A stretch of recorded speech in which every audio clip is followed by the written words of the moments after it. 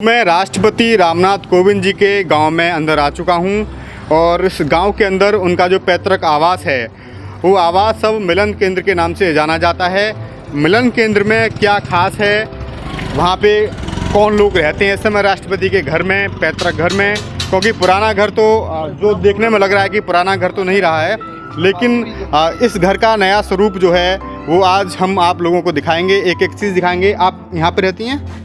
हम अपने यहाँ रात भैया। अच्छा, मिलन केंद्र की देखभाल है, बच्चा परत है। अच्छा, इसमें पढ़ते हैं, इसमें मतलब लोग रहते हैं।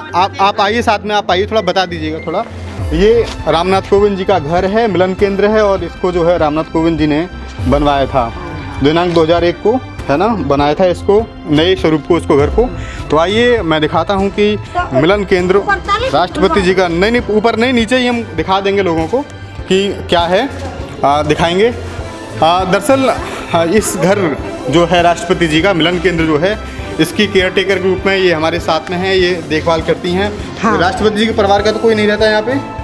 अरे हम ही रात यहाँ कोई नहीं रहा था, यही लोग रहा था। हाँ। उनके परिवार के सब तो झिंझक में रहा था। अच्छा, झिंझक में रहते हैं सारे लोग, यहाँ पे कोई नहीं रहता? यहाँ पे कोई नहीं। ए मैं हम ही रात है, मैं साफ सफाई करा, झाड़ू पोछा करा, देखा भाली यही अच्छा। करती। देखा तो वाली आप साफ सफाई करती हैं, झाड़ू पोछा करती हैं, कुछ पैसा मिलता है आपको? ना, कोई पैसा नहीं मिलता? अभी तक कुछ नहीं। अच्छा, ऐसा कभी आया कि जो उसकी देखभाल करेगा उसको कुछ पैसा मिलेगा उनकी तरफ से? कुछ आई सुनवाई में, कुछ आई? ना बेटा, कुछ नहीं अभी तक आई, हमारे पास कुछ नहीं है भाई।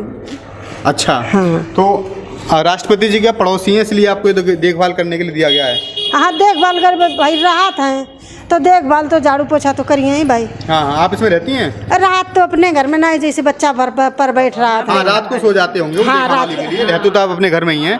हाँ, तो मिलन केंद्र है और इसमें यहाँ पे सरकारी नल गड़ा हुआ है। और ये क्या है, ये आप दिखाएंगे ज़रा?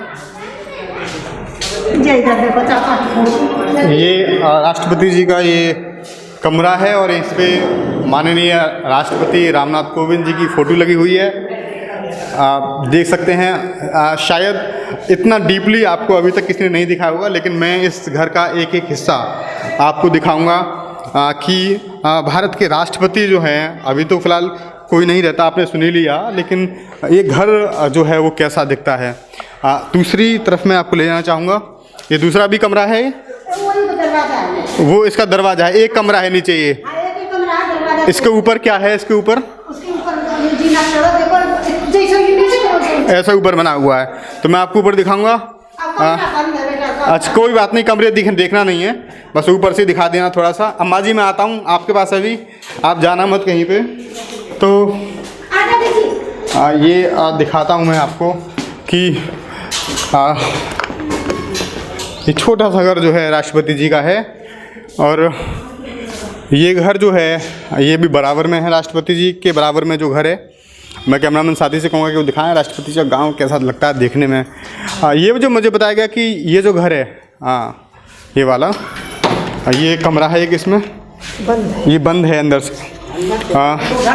जैसे नीचे है, हाँ। भी दरवाजा है। अच्छा, ये और इधर एक कमरा है, और यहाँ साइड में लेटरिन बाथरूम है। अच्छा, तो राष्ट्रपति जी जब आए थे तो नीचे आए थे, ऊपर नहीं आए थे? ऊपर आए थे देखने के लिए। अच्छा, जब वो राष्ट्रपति नहीं बने थे उससे पहले इस मकान की हालत क्या थी? तब गिरो परो तो भाई, गिरा पड़ा हुआ था, कच्चा मकान था क्या? हाँ कच्चा नहीं, जब सांसद बने हैं हाँ, तभी उन्होंने ये मिलन केंद्र नीचे खाली बनवाओ। अच्छा। और अब राष्ट्रपति बनने के बाद ये बनवाओ, ऊपर बनाया है, ऊपर बनाया है। तो मिलन केंद्र का उद्देश्य क्या है, क्यों बनाया है इन्होंने? केवल लोगों के बैठने के लिए या कैसे? अब उनने अपने एक निशानी बनवा दे कि हमारे मकान कोई वो है। अच्छा, इसमें कोई सरकार की कोई योजना, कोई सिलाई केंद्र या कोई रोजगार की कोई सुविधा मिलती है? इसमें कोई प्रशिक्षण दिया जाता है, ट्रेनिंग कोई? सो कुछ नहीं, वो कुछ नहीं है यहाँ पे, कोई सिलाई केंद्र हो या कोई वैसा कुछ हो, कुछ नहीं है। ये मुझे किसी ने बताया कि राष्ट्रपति रामनाथ कोविंद जी के सगे भतीजी का घर है ये। हाँ, ये भतीजे हैं। तो मैं कैमरामैन से कहूँगा कि ये राष्ट्रपति जी के सगे भतीजे का घर है, और उनसे भी मैं आपकी बातचीत करवाऊँगा, दिखवाऊँगा।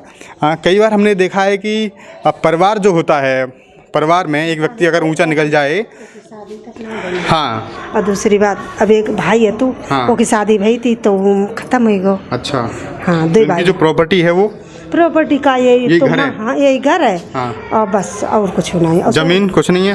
हाँ और वो सोए में कुछ लोग सजारी है। अच्छा, सदियारी मतलब उनके परिवार के और लोग में इसमें शामिल हैं। अच्छा, राष्ट्रपति जी के गांव में जमीन है? नहीं जमीन नहीं उनके पास में, बस भी घर ही घर था उनके घर पास। ही घर था बेचारे, बिना जमीन के हाँ, अच्छा, जमीन कोई नहीं थी। ये एक बड़ी बात अपने आप में कि देश के दलितों के पास में जमीन कम है, इसका जीता जाग कम, बिल्कुल नहीं बेटा। बिल्कुल जमीन नहीं। आपकी जाति वही है जो राष्ट्रपति जी की जाति है? हाँ हाँ। कौन सी जाति है उनकी? कोविंद। कोविंद है ना।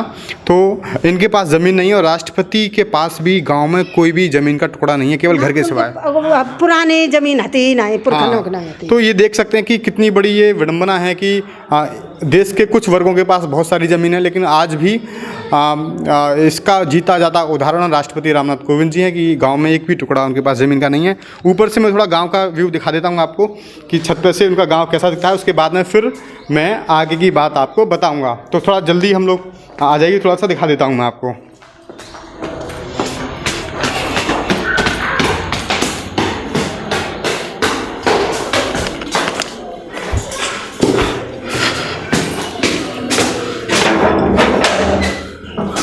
ये हम लोग ऊपर आ चुके हैं और ऊपर से आप देखिए कि कैसा दिखता है राष्ट्रपति जी का गांव। ये सौर ऊर्जा लगी हुई है पूरी, और साथ ही कैमरामैन से कहूँगा गांव का व्यू दिखाएं कि कैसा है गांव। हरा भरा गांव है राष्ट्रपति जी का, और ये उनके पड़ोस के मकान हैं।